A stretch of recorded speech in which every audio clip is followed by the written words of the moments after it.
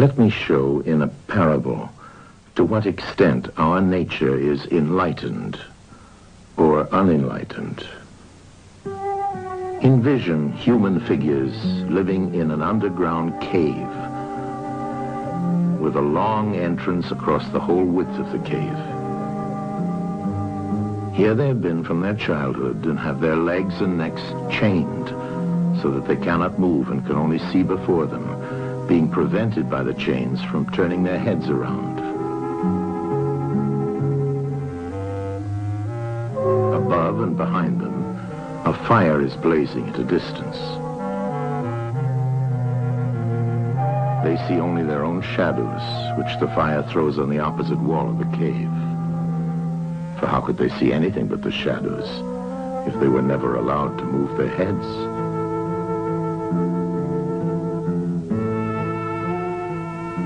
Between the fire and the prisoners, there is a raised way and a low wall built along the way like the screen which puppet players have in front of them, over which they show the puppets. Do you see men passing along the wall, carrying all sorts of articles which they hold projected above the wall? Statues of men and animals made of wood and stone and various materials? Of the objects which are being carried in like manner, they would only see the shadows. And if they were able to converse with one another, would they not suppose that they were naming what was actually before them?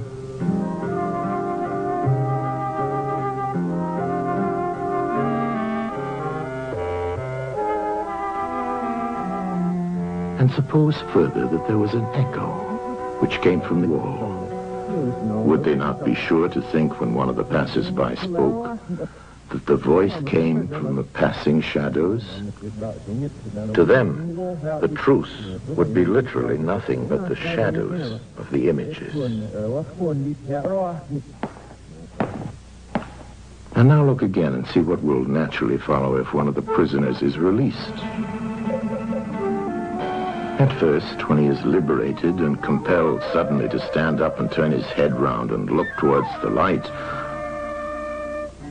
all this would hurt him, and he would be much too dazzled to see distinctly those things whose shadows he had seen before. And then conceive someone saying to him that what he saw before was an illusion,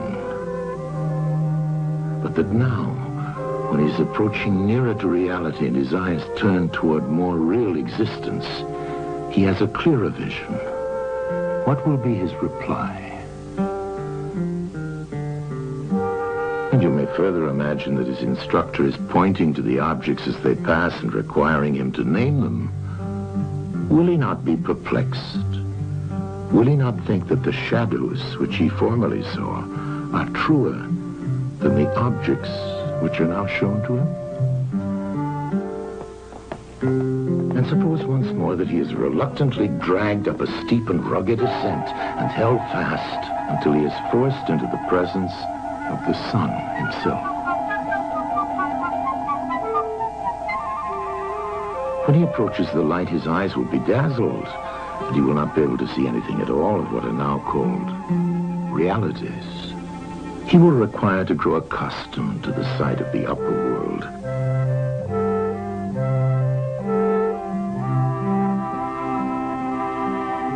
And first he will see the shadows best. Next, the reflections of objects in the water, and then the objects themselves.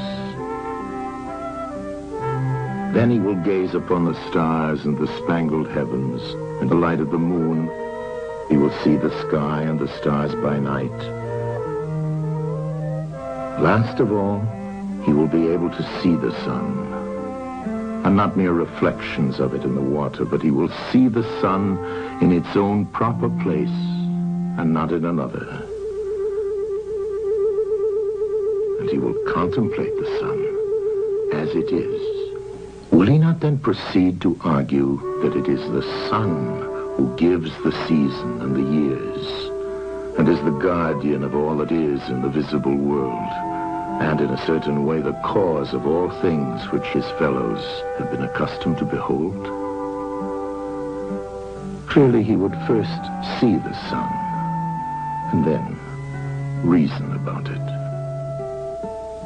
And when he remembered his old habitation and what was the wisdom of the cave and his fellow prisoners, do you not suppose that he would bless himself for the change and pity them?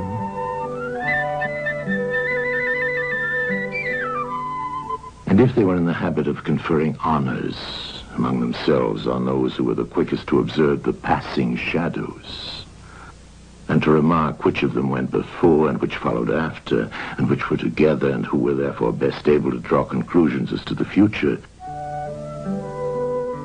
do you think that he would care for such honors and glories, or envy the possessors of them? Would he not say with Homer, "Better to be the poor servant of a poor master, and to endure anything rather than think as they do, and live after their manner"? Imagine, once more, such a one coming suddenly out of the sun to be replaced in his old situation. Would he not be certain to have his eyes full of darkness? And if there were a contest of measuring the shadows, and he had to compete with the prisoners who had never moved out of the den, while his sight was still weak, and before his eyes had become steady, wouldn't they all laugh at him and say he had spoiled his eyesight by going up there, and that it was better not to even think of ascending?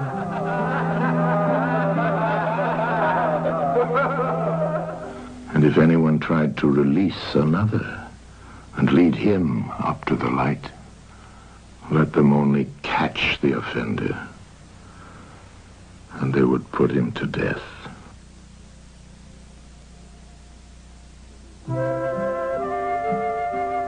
It is the task of the enlightened not only to ascend to learning and to see the good, but to be willing to descend again to those prisoners and to share their troubles and their honors, whether they are worth having or not.